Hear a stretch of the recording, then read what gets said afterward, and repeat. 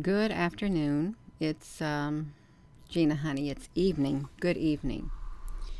This is the time for Story Time with Gina. This is a podcast. And sometimes it's stories, sometimes it's investigating, but it's every night at 8:30. There's going to be something uploaded or live streamed through this channel. But what we're looking at here, it's going to be like 9 things. Let me get over here. Welcome. 9 things that we learned about aliens and or extraterrestrials in 2021. Now, we've learned a whole lot more recently. I think it's good to go back on an article that is, hello everyone, hello Applebrooks, honey, Heather. When you go back on an article after the disclosure project has taken place, I think that's really cool because now we got more information. We do. So, Gina, what are you doing? Let me do this, you all. Let me show this one thing. I want you to look at, let's see, what can I show you? This right here. Now, this was in my yard, right here. You can see the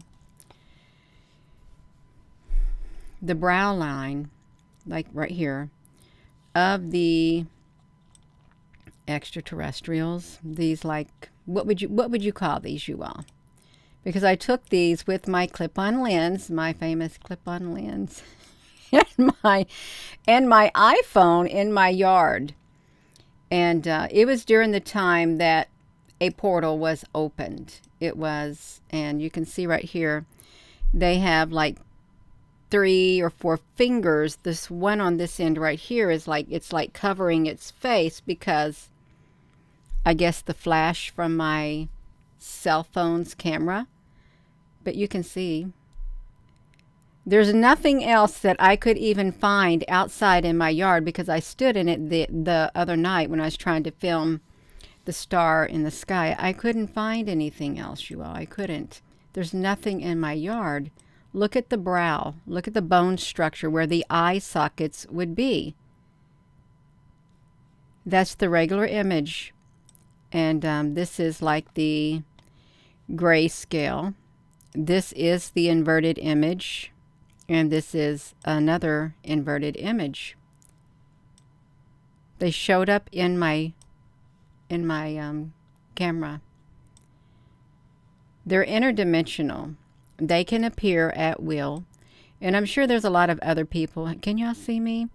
Oh, well, I wasn't spooked because I was working on my she shed at the time, hanging the insulation. Well, I shouldn't say I wasn't spooked because it was like 10:30 at night. And, of course, I had light in that place. I think I had light. I don't know what I was doing. I was outside wanting to just be outside and took it. And I was kind of shocked. I was shocked to see it, to see them. And I did go in the house after that. I did. But they were there, and they weren't very tall. Could you see them with your naked eye? No, but I could feel their presence. I felt like they were trying to walk up from the driveway up to the she shed where I was at. But when I was coming down, that's where they were. They could have went diagonally straight up to it. Oh my goodness gosh. Every time I talk about certain things, my nose starts itching. But let's look at this, you all. Two aircraft pilots reported seeing a bright green UFO over Canada in July of 2021. And if you're just tuning in, welcome you all. So we're going to look at this based on we've already saw Dr. Greer's. For those who did not know this channel right here, last week we know that Dr. Stephen Greer published a over 3 hours seminar thing with the press thing, but we did coverage on it, and it's in 4 different videos. We broke it down and we covered every single bit of it. So before you say, Gina, you know, you really should look at that. No, this channel covered it last week. Okay, we're back here. Based on that, look at this.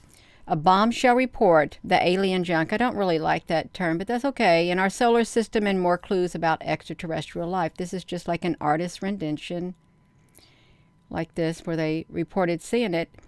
And it hasn't, they aren't the only green UFOs, you all. They're not. A donut in the skies over Switzerland. Strange green lights vanishing into the clouds. And a saucer-shaped blob plunging suddenly into the ocean. You know that cannot be make-believe, and it cannot be made up. You can't make this stuff up, otherwise they wouldn't keep doing it out there. They wouldn't. The year 2021 gave the truth seekers and alien hunters, this is how we going, you all, no shortage of the mysteries to ponder. It also gave them answers. From a hotly anticipated Pentagon report on military UFO sightings to new insights on habitable exoplanets and a truth about a so-called alien signal from the sun's nearest neighboring star. And here are 9 things that they learned from. Now, we learned a whole lot more when Dr. Greer showed what he showed. A whole lot more. And, you know, speaking about those donut-shaped UFOs, let me see something. What do I have here? Well, I got something here. Let me see if I can come down here and see if I got it up here. Donut-shaped UFOs. I do. They're clustered around the sun. If I can, let me pause it. Clustered around the sun. And NASA discontinued this product. You can see the timestamp on them. I think the reason they discontinued it, and notice this right here in the center, this is where on all NASA products now you have a solid black disc, so you can't see the center. On this one you could see inside the sun. It's like a portal or something like that. It really is, as it goes in and out like that. But these are, one could say they're like donut shaped because they got a hole in the center. I often thought, and I still do think, that the sun itself is a great big mothership. It's a great big donut shape. This is one of my theories, a great big donut shape. And these right here that are clustered all around the sun are the little baby shapes. I mean, they're smaller craft. This sun right here, at one time on one of their products, there were 2 other larger ones like it that came into view. They were as big as the one that's supposed to be the sun, and they were this shape right here, the little donuts around it. That's what shape that they were. So it's not make-believe. There's something out there, you all. There truly is something out there. There's more than one something. Now, it could be that these could expand. You know, this has, see, look at them up close. Gina, get out of the way. Okay, I'm out of the way. See, look at this. These were the ones that were on the side of the sun when I took my picture in the sky. And the scientists, or whoever they were, they described it as UFOs, ships trying to heal the sun, because they would expand. They were on the side of the sun and it looked like a big bulb, like a big light bulb. They were expanding. Maybe they were sucking the energy out of the sun, or they were doing something with the sun, you all. And they were green is what color they were. You can see them up close. So it's not make-believe. It's not. And I'm sure there's people in here who have seen them too. It's like that. And if their center is empty, and if the sun is truly like one great big gigantic one of those, what's up with that, you all? Really, what's up with that? Okay, Gina, you're supposed to be talking about this 19th. Yes, I'm getting right to it. I am. UFOs are real, and the government knows it. And they do know it. Now, we got a streak across the sky. Let's see what they say this is. They don't say what it is. They don't. Let's see if we can see it. The report was meant to assess the threat. Their Pentagon report. Well, we know that Dr. Stephen Greer gave more information than the Pentagon did because they got caught up in all the red tape. When you have the Pentagon doing stuff like that, there's so much red tape, and they're restrained. They can't say what they want to say, really. Even if they want to tell the truth, they have to report to someone higher up, so they can't get it out. It was only 9 pages long, you all. They range from birds and balloons. Well, no, birds and balloons and foreign surveillance equipment, top secret U.S. government projects. Now, that would be like the black projects, the black books right there. They didn't get any acknowledgement of extraterrestrial intelligence. You may have been let down when the report failed to link any of the 144 encounters to any alien activity. Why do you suppose they did that, you all? Were they waiting for a specific moment in time to do that? Were they? Who is giving me a hot flash, you all? Let's see this. What? Oh, okay. No, I don't want to look at that, y'all. Let's turn that off because I don't know what that is. Black holes. Yes, that's right, you all. We got a supermassive black holes. We got our invisible monster ripping and tearing its way through space as it got kicked out of its host galaxy. It did. That's how NASA described it. And that's how all the news channels described it. If you didn't hear about it, it's headed straight toward Earth. And I wonder, they say it has like a trail of stars behind it.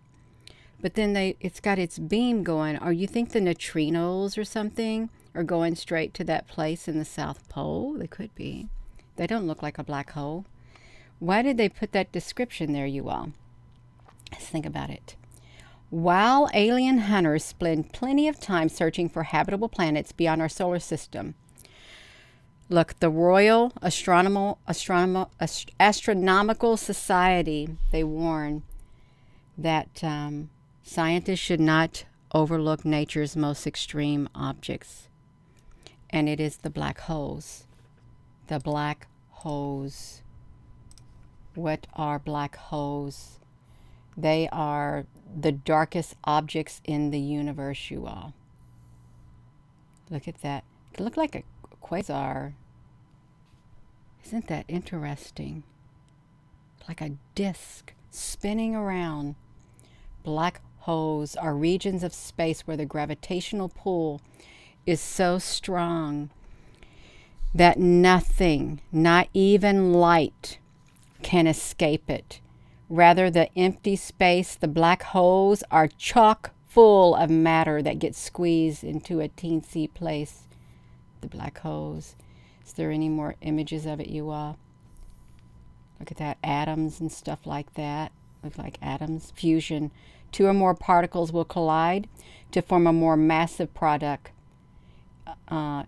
Deuterium and tritium combine to make helium and stuff, make stars their energy. So let's see, we got some supermassive black holes. We get back to this right here. We're talking about this one right here because they don't want them to overlook the black holes. They can radiate up to 100,000 times more energy than a star like our sun. Well, I didn't know that. I didn't. If they can radiate 100 times more energy than a star like our sun, they may make tempting targets for alien civilizations looking to power their interstellar enterprises. The study said, I have not heard that before. Have you heard that before? That the black holes would make a tempting target for alien civilizations looking to power their interstellar enterprises. To do this, the aliens could use high-tech structures called Dyson Spheres. Wow. Do you know what a Dyson Sphere is, you all? Let's look up a Dyson Sphere. Let's look it up. What is a Dyson Sphere? Well, we see right here. It's giant energy siphoning orbs, first proposed in the 1960s, and they steal energy from the disk of the white hot matter swirling around a black hole's horizon, and then they radiate energy into space. Let's get an image of a Dyson sphere. Some say that the moon is a Dyson sphere. They do.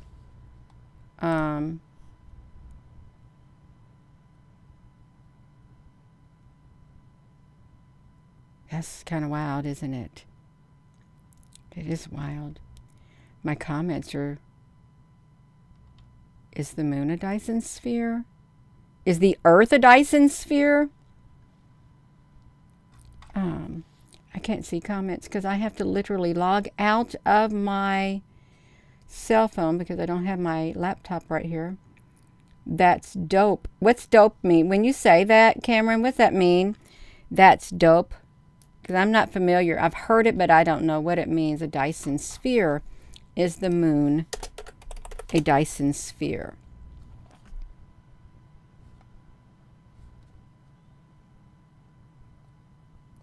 The black hole and the whole Battlestar Galactica talked about it.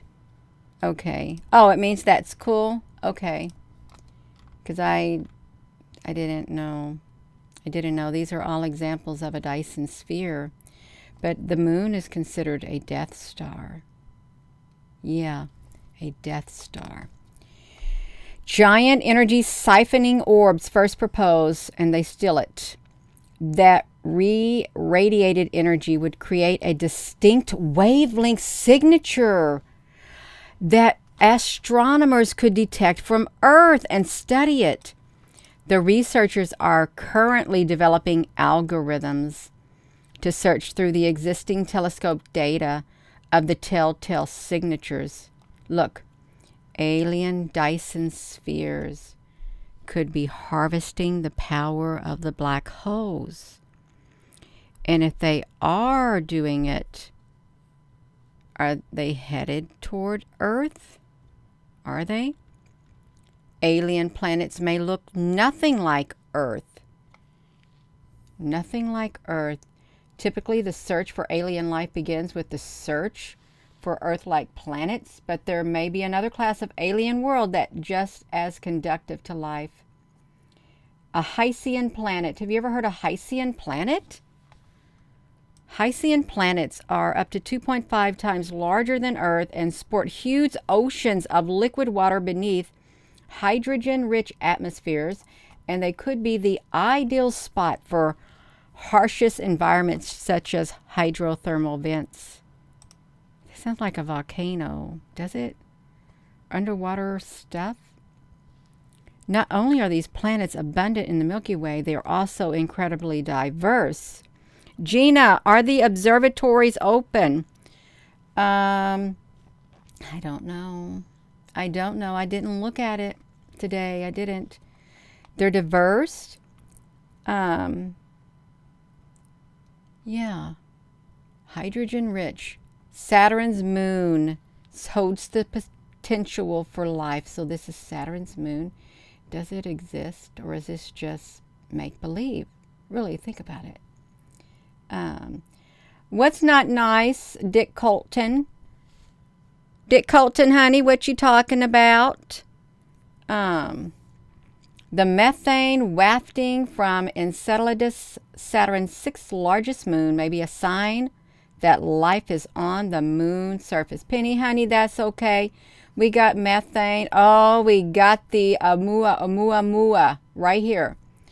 Scientists are just ignoring alien junk, are they? That's not junk. That is not junk. That looks like the Amuamua that is there.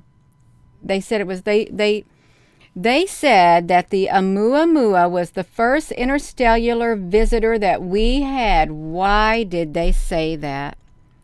Really? Why would they say that the moon was the Amuamua? Let's type that in, you all. If you have not heard this, the first interstellular visitor, VISIT. It's hard for me to. how do I spell it? Oamua. I don't know. I'll get it. The algorithm's smart enough. It's smart enough. You all look. Why did they say this? Why did they say this in 2017? Why then did it show up? Astronomers recently scrambled to observe an intriguing asteroid that zipped through the solar system on a steep trajectory from interstellar space, the first confirmed object from another star. Love you too, Ginny. Let's look at this, you all. New data reveals the interstellar interlooper may be a rocky cigar-shaped object with somewhat reddish hue. It's the Amuamua by the discoverers, up to 1/4 mile long, elongated 10 times as long as it is wide. For decades, they theorized that the interstellar objects out there, and now for the first time, they had direct evidence that they exist. The history-making discovery is opening a new window. So let's think about this. What if this right here, found in the Jet Propulsion Library. What would happen if I click that button? Let me put this back to me. I don't know what's going to happen if I click the button. I'm going to make sure I have all the things off because some sound might come through here, you all. Let me see if I can click the button. You want to click it? Let's click it. The Jet Propulsion Laboratory. Asteroid. Was discovered October the 19th by NASA. From the trajectory speed, the scientists determined it came from outside our solar system. They were delighted to detect it for the first time, an interstellar asteroid, you all. Let me see something. They may not have music, so if they don't have music, perhaps we could hear it, right? Let me see if we can do this, because that would be great. If they don't have music, we can hear what they have to say about it, because this is the Jet Propulsion Laboratory. Can you hear it? I can't hear a thing. Can you? Nope, it has music. I can't play it. I will get myself in trouble if I play it because it has music. And that's not nice, you all. I mean, it's sad, but it's true. I can't play it at all. Let me do this. Audio output, audio input. But you can look at it. Yeah. Just only bits and pieces. This is what happened to it. It came wrapping around just like this. It went through space. Let me see if we can get any more images of it. Here's what it looked like. Gina, we can't see a thing. You didn't turn it around. Okay, I'm sorry. I got in the way. I really did. Let's see if I can get it to you again. Right there. The asteroid has an unusual space. Right here. You can look at it. Unusual shape. We don't know what they're saying because I had to mute it. Totally muted it. By the discoverers. It poses no risk of Hawaii origin. The name Amuamua means the messenger from afar arriving first, you all. This is probably was a real visitor from space or something like that. I would say it is because that's what it was dubbed as, a visitor from space right here. This Amuamua. And I don't think it was an asteroid. It's probably a ship that was disguised. Yeah. So we've got NASA, but now we're back here at this first visitor from space. Why did they have to use that? But they did. In our solar system, right here. According to Harvard Astrophysics, the extraterrestrial, the first sign of intelligent life beyond Earth. This strange cigar-shaped object, the Amuamua, which zoomed through our solar system in 2017, is almost certainly a piece of alien technology. And in his book, you all, he argues that the object's unusual, elongated shape, unlike any known comet. This is unlike any known comet, you all. It's weird. They got the best cameras out there, and they know exactly. They could give us a real picture of what it looked like if they wanted to, but they're not. It's top secret, classified.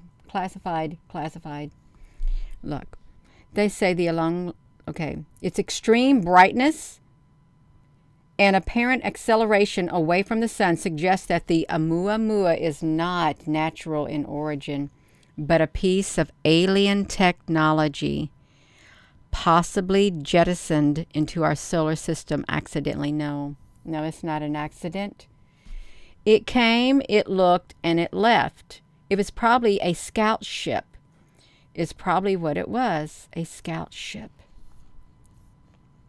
A buoy, a grid of pods for communication, other intelligent living organisms, defunct technology, or they think was discarded technological trash. They know it's not. It's not a buoy, a grid of pods. It could be communication. It could be an other intelligent living organism. Well, I guess you could have a living rock on the Never-Ending Story. What was that rock thing? That rock monster? It spoke to Sebastian. I think that was his name or something like that.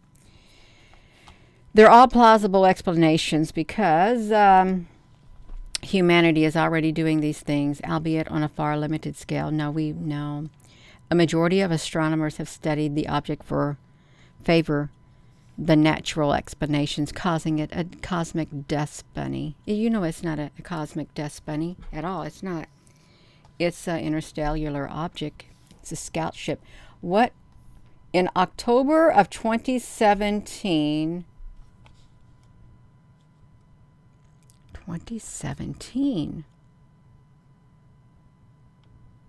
okay. Trying to see what happened in the world. What was happened? Thousands of alien worlds could have watched humans grow up. Now that could be, you all. Have you heard that Earth is a place where you learn? Like there's a reason there's a dome above the Earth, because you have these other civilizations. They're looking on the outside thinking, okay, let's see what they're doing today. Because it has been speculated that you come here, you come here to learn, and you come here to grow. And the sooner you learn, the less times you're going to have to come back. But if you don't learn your lesson, you're going to have to repeat it over and over and over and over and over again. It could be that. It really could be. While humans' efforts to find alien civilizations among the stars could have only kicked off in the last century, 1,700 more than alien civilizations could have been watching us for thousands of years prior, according to a study. 1,715 nearby star systems have had perfect viewing angle of Earth. Oh my goodness. For over the last 5,000 years, and more than 1,400 of them still have a clear view today. How do they know that? How do they know they got a clear view? Are they zooming up on us too? That is a theory. It really is.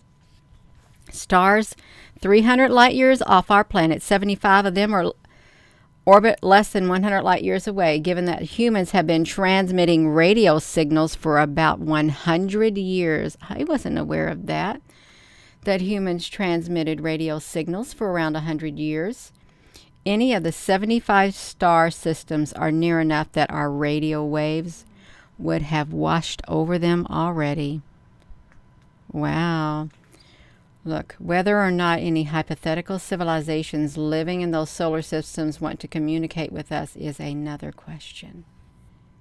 There's no best way to communicate with aliens. Oh, wow. Now that kind of looks like the donut-shaped UFO. If that hole went all the way through, then that would mean that it would be like a flying saucer with a hole in the center. It does mean like that. It kind of does look like that. It's got panels on it. That is, and would that be extraterrestrial? If the aliens are watching us from relatively close by, what is the best way to tell them where we live? They asked this question, finding that no method is flawless. On one hand, the radio waves are a tempting way to communicate with extraterrestrials because the signals will fit in a convenient gap in the electromagnetic spectrum called the water hole. So that's a new term, you all. The electromagnetic spectrum, this gap that's in the electromagnetic spectrum is called the water hole. A frequency between 1420 and 1720 megahertz that's relatively free of cosmic background noise. That's interesting. On the other hand, radio waves broaden as they travel, meaning any message that we send will be more diluted the further away from Earth that it gets. And laser lights do not have this problem. However, laser signals require incredible precision and are unlikely to reach any alien observers unless we target our message directly into their star system. Both methods have their disadvantages. Laser signals? Is that what they said? They did say laser signals. Okay. Laser signals, you all. So let me see something. Gina, what are you gonna see? Well, wait a minute. I want to see something. I really do, because we have done so many videos on the Hawaii Observatory and their lasers up there in the sky. Big green lasers is what we've seen. Well, these are orange right here. Let's see if we can get it. I think I opened my movie maker up to try to get this to play. Okay, I've got it playing. Look at this. I've got this phone going straight down. And it's not even standing up. These lasers were fixed into space in one place. This is, look, it's just like stuck.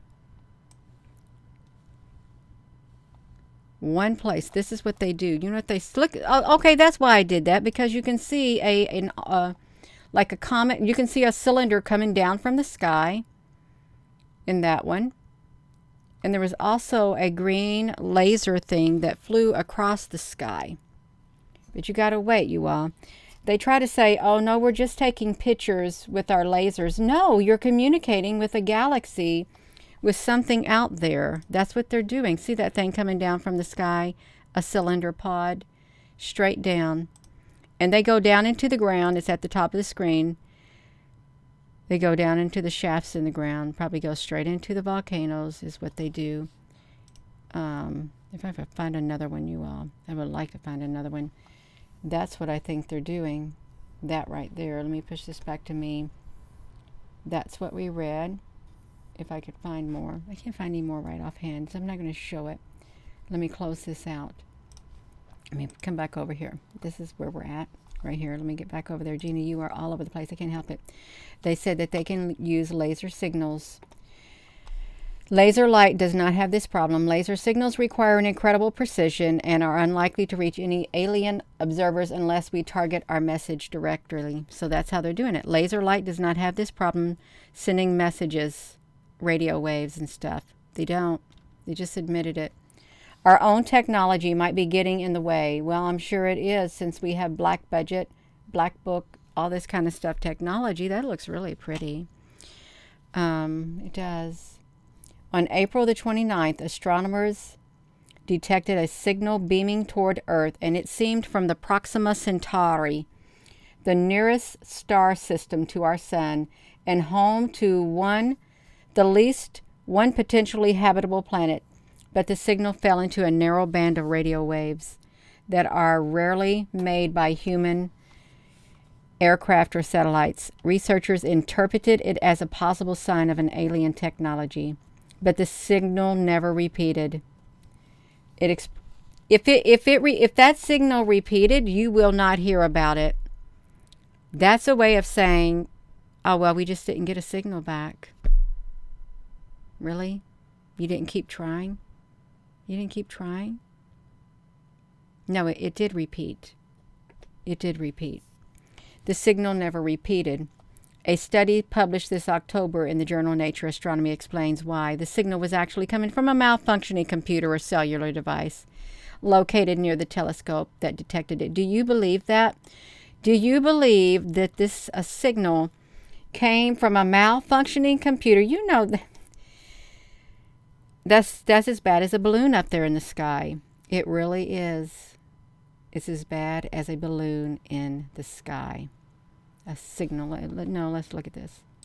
Where is this thing going? Let's see if this will even. Look at this. Nature Astronomy. I'll do it because we're tracked anyway. They got a paper on it. A radio signature search toward Proxima Centauri, resulting in a signal of interest. Look at all these people who are interested in it. The detection of life beyond Earth is an ongoing scientific pursuit with profound implications. One approach, known as the Search for Extraterrestrial Intelligence, SETI, seeks to find engineered signals, technosignatures, that indicate the existence of technologically capable life beyond Earth. Here we report on the detection of a narrowband signal of interest at 982 megahertz, recorded during the observations toward the Proxima Centauri with the Parkes Muriang radio telescope. This signal, the BLC-1, has characteristics broadly consistent with the hypothesized technosignatures and is one of the most compelling candidates to date. Analysis of the BLC-1, which we ultimately attribute to being an unusual but locally generated form of interference, is provided in a companion paper. Nonetheless, our observations of Proxima Centauri are a particularly sensitive search for radio technosignatures toward a stellar target. Who is in? Let's look who's in Proxima Centauri, you all. We know who's in it. Who lives in that? We know who lives in it. They got them dwarf stars, 1990s. They got this. Oh my gosh, this paper is so long. Let me copy it and put it in the live stream. You want to read that technical paper? If you love reading stuff like that, this is a paper for you right there in the live stream. You can read it. You can.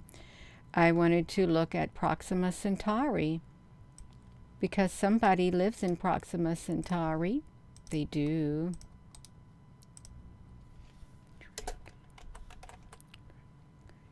Draw cone.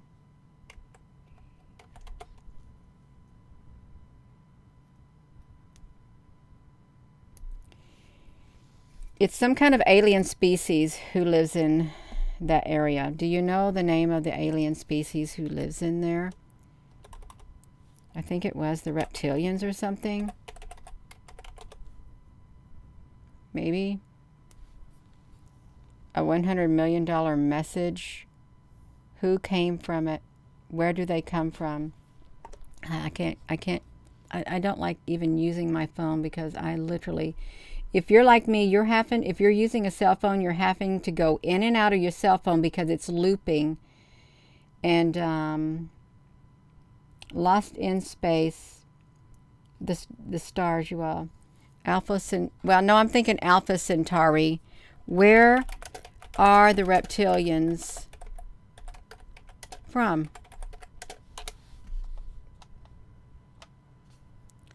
Aliens. I'm not going to look at it. I'm getting distracted. Gina, you really are getting distracted. I really am, y'all. I'm not going to do it. They just said that it wasn't really good at all. Alien abductions could be the lucid dreams. Now that's a really interesting thing. I've never heard of I can't say that I haven't heard of an abduction being likened into a lucid dream. I heard that they can take part of your body without taking all of your body. Have you heard that? They can do it. Somehow, it's like, who was it? Someone explained who got beamed up Oh, it was one of the people that Dr. Stephen Greer had, you all. Dr. Stephen Greer had this one guy on witness that him and his wife, they got beamed up, and he felt like his body was like in like Star Trek. You know how they do whatever and your body does whatever, you go up there and stuff. And he could feel like, I think he was the one who felt the heat all in his body and stuff like that. I think that's what I'm thinking. So if they did him that way, then they did them that way, just like that.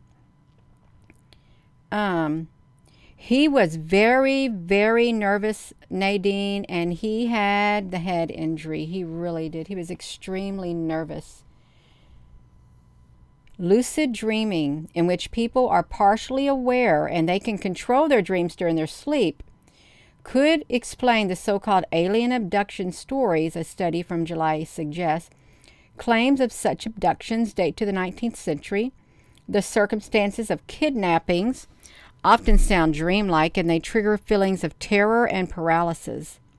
Certain dream states are also known to produce such feelings. So Russian researchers wondered whether the dream experiments could provide clues about alleged extraterrestrial experiences. The scientists prompted 152 lucid dreamers to dream about their encounters with aliens or UFOs. They found that a number of sleepers reported dreams that resembled actual descriptions of alleged alien abductions. Of those described their dreams encounter as realistic, 24% also experienced sleep paralysis and intense fear.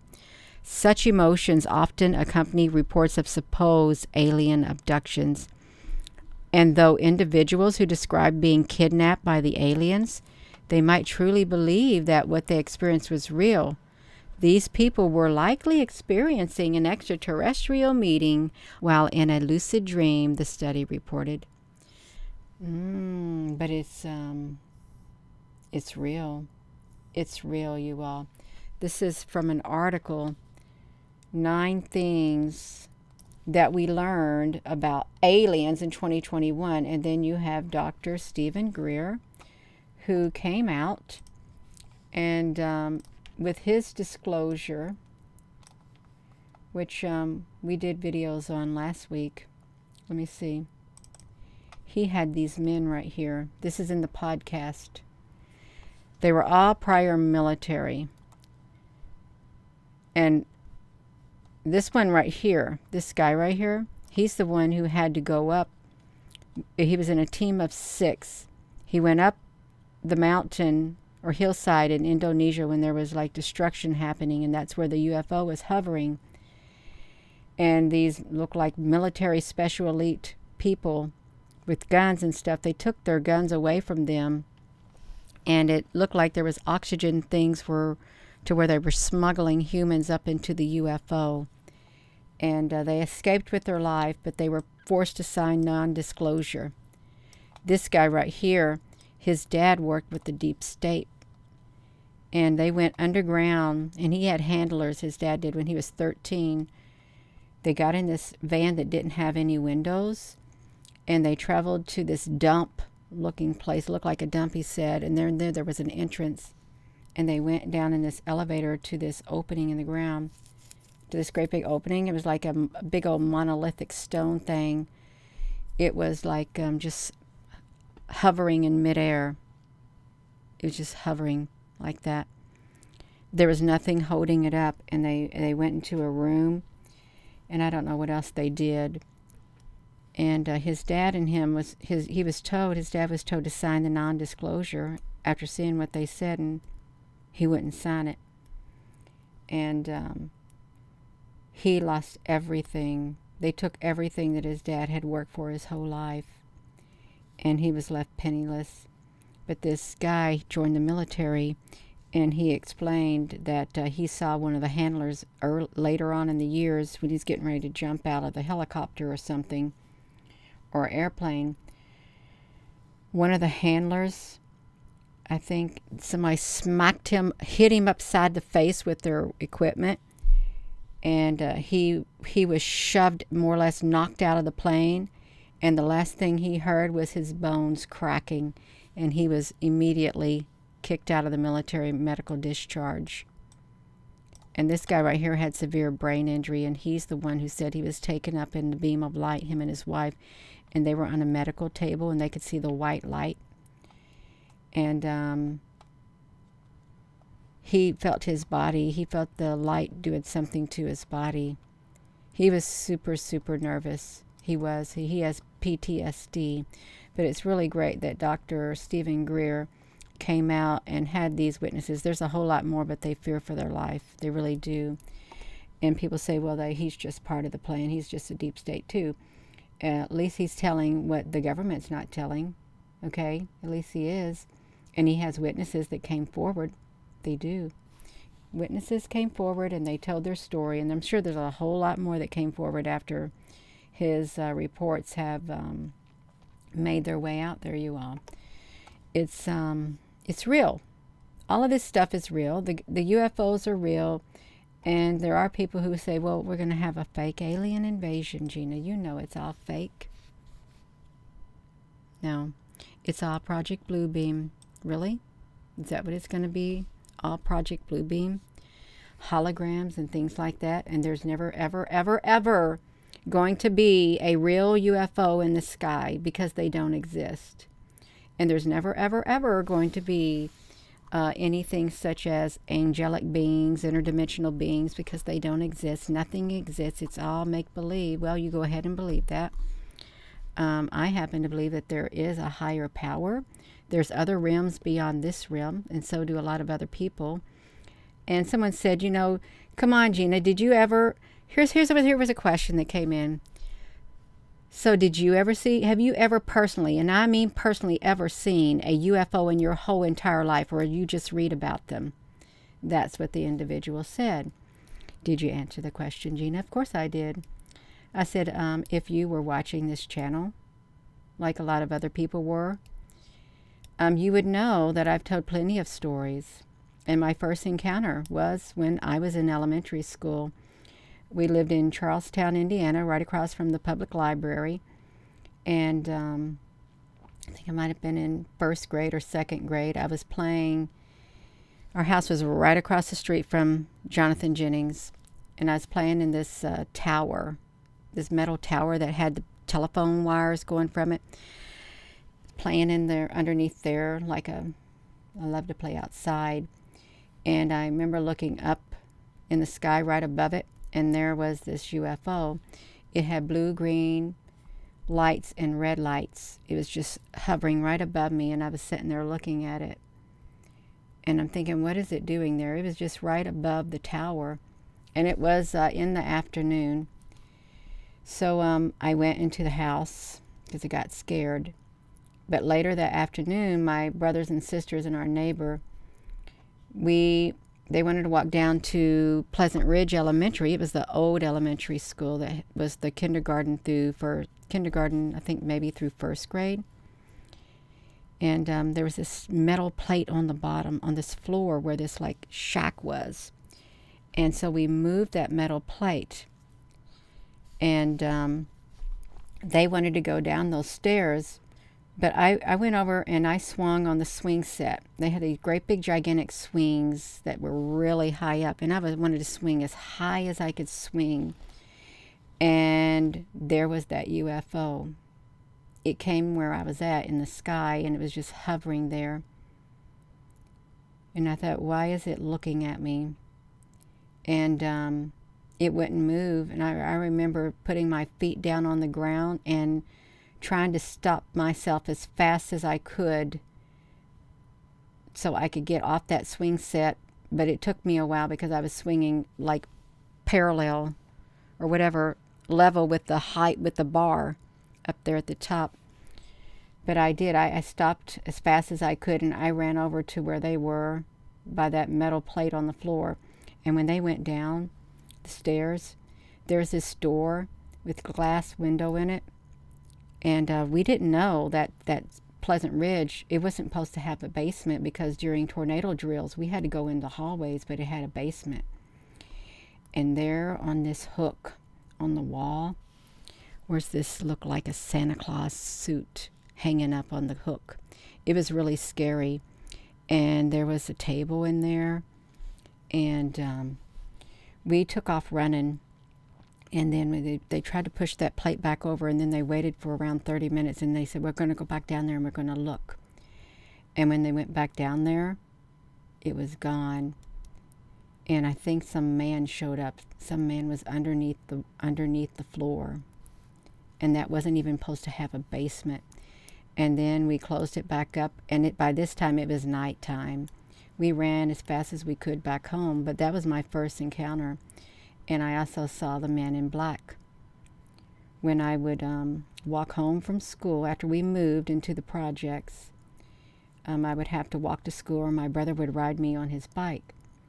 And I would love to go down this great big hill, High Street, by the city park. I go down it, and there's a creek. And the creek runs through the woods, and there's like a cliff. It had like little waterfall from it, like a really drippy water, but I like to drink from it after I get out of school. I would cut through there, get me a drink of water, climb the cliff, and then I'd cut through the woods and make it back to our house in the projects. But one day, I was walking that way, and I saw this black car. He was parked along the trees, inside the trees by the creek where I would cross, and there was this man. He was standing there in a long black trench coat. He had a hat, and he had black clothes on, and he had a cigarette. And I thought, well, what's he doing there? Because he was way up there. He should not be parking. There's no parking spaces, grass and trees. So I kept walking closer, and he kept looking at me. And he wasn't moving. And I thought, well, I could just probably sneak across, and I couldn't. He scared me to death. I turned back around, and I ran all the way to the little over bridge that went across the creek. And I took the sidewalk all the way home back, and I did that for months because he terrified me. That was the men in black, and my grandmother was terrified of the men in black too. They got her. So it does run in your family. That's what they say. It runs in the family. And I'm sure there's other people here who can probably verify it. We thought when my grandmother was talking about the men in black that they were always watching her. We thought she was losing her mind. And they put people in insane asylums, mental hospitals, if they talked about UFOs. But since I came into this arena, I know she was telling the truth, because I've heard a lot of other people talk about the men in black, the cars following them, watching them. And who are they, you all? Who are the men in black? Are they interdimensional beings? Are they government officials? Are they bad guys? Are they bad aliens? And why are they following us? Why? Why would they be interested in particular people? Why would they show up? Why? Yeah. So, you all, there's just too much stuff going on. There's way too much stuff going on to deny the existence of UFO activities and aliens or extraterrestrial interdimensional beings, demons, angels, angelic beings. There's way too much first-hand reports, first-hand accounts of people. I've had dreams where I'm laying on a steel table. Okay, I have. Just like other people, you're laying on a steel table and you don't even know what you're doing there. You don't. And I had missing time on Highway 101 in California when we live on the Monterey Peninsula. I was going around the mountain. I got so confused. I thought, I don't live on the Monterey Peninsula. It was late at night. My husband was studying because he worked at the Presidio in Monterey, learning his whatever language. And I took our Mustang, and I was 9 months pregnant. I wanted to go visit my sister-in-law, where my brother was in the Navy. And I left early in the afternoon, probably 2, because I wanted to get back to Monterey before dark time, but I never did make it. before dark. It was 10:30 at night. The only thing I remember passing up the Monterey Peninsula sign on the 101 Highway 101. I remember coming around the curve of the mountain, because you curves around, and a great big bright light coming straight at me. And I remember swerving, think, okay, I'm going to go off the side of the mountain. And I didn't. And then I ended up in the driveway at our apartment. He said, where you been? Your mother's been worried sick. She's been calling, wondering if you're okay. I said, well, I got lost. He said, for 4.5 hours or so, however long it was. I said, yeah. I didn't know. Yeah. So there's lots of people. And when I was doing this, when I worked the second shift job, I would get off. It's probably in late 2018 or 2019. I was getting off at 10:30 at night. And I was coming from Jeffersonville, Indiana. I wanted to merge onto 65 and go northbound toward Indianapolis, because that's how I take my way home. But there is an airport, Louisville, Kentucky, right across the river, Louisville International Airport. But I'm getting on this expressway, trying to get on the off-ramp, and I see this airplane. And it's not a normal airplane. This thing has its sight set on me, and it's coming straight toward me. I had just turned I was creeping, getting ready to turn to go on that highway, the expressway. That plane is coming straight down, and it literally was going to come and get me. And I remember feeling great fear within me, and I had to start praying. I was on phone with somebody, and they were on the phone with me, because sometimes I would talk to people going home, so I would have somebody to talk to. And I had to pray. I am not ready to be taken up in no UFO right now. It was coming straight toward my window. It terrified me. I came to a complete halt. And then you know what that plane did after I prayed? It literally did it. It turned really sharp, and then it went on its way. Then when I got home, I did a Facebook video, and I was telling about it. And I walked out on my porch, and it was my porch that faced the southern sky where the woods are. I was telling them what happened to me. And there came one again over the tree lines. I turned my phone around, and I'm filming it. And it kept coming low into my yard, and I ran into the house. You all. And then I thought, did that thing follow me home? And I went out there one more time, because I thought, it will not come around me one more time. And it started again. Another one came from over the tree line. And planes don't come over the tree line. They don't come southbound, southwest, or southeast, over the tree line and come toward my house. They don't fly like that, but they did. I shut the door and turned out the light. And I went to bed.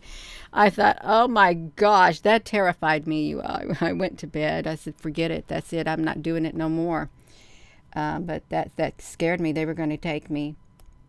And I didn't want to go. I'm not ready to go up. I'm not going to go in any UFO, any ship, unless I feel the love frequency coming from it. I'm not going nowhere. I don't care if they land in my yard and they're beings of light. They look like they're beings of light. If their frequency is not love, because I'll be able to feel it. I'll be able to feel their frequency.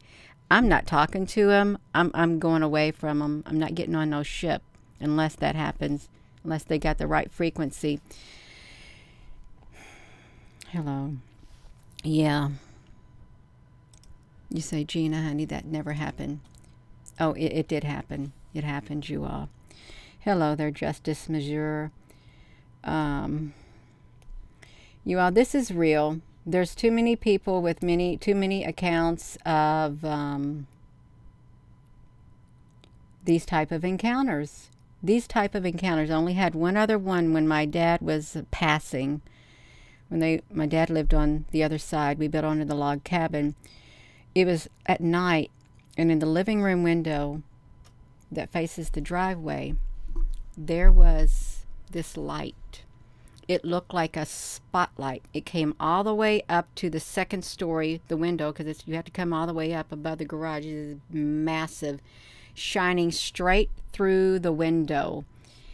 And it just kept doing it. It was a white light. And I thought, is there a car out there in the driveway? And I was kind of scared to look, but I did look. I peeked out the curtain by the opposite window. There wasn't nothing out there at all. And that light disappeared. It was a big spot-like orb. And there was another time shortly after we lived here. It was July the 4th. We had just moved here in 2004.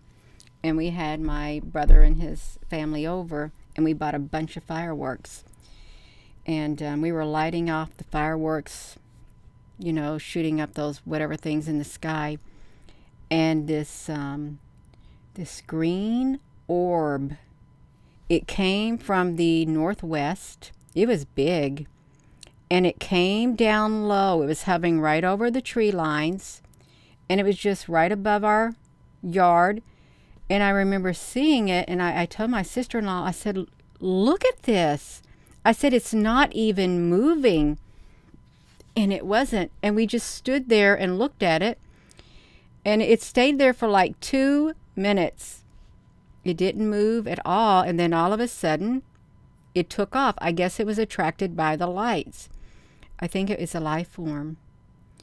And it was shortly thereafter, me and my daughter was going to walk on the walking bridge at Louisville, Kentucky.